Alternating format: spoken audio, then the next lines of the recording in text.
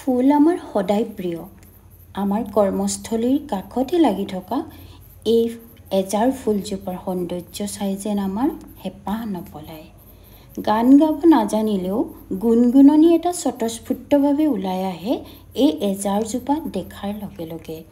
আমাৰ মন প্ৰাণত এটা নতুন আশা বা উদ্যম অনুভৱ কৰোঁ এই ফুলজোপাৰ কাষেৰে যেতিয়া আমি পাৰ হৈ যাওঁ।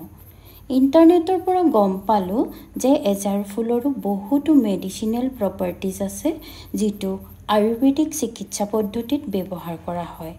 যি কি নহওক, আমাৰ মৰমৰ আৰু সন্মানৰ সংগীতা বাইদেউৰ লগত এটি গুণগুণনি আগবঢ়ালোঁ আপোনালোকলৈ।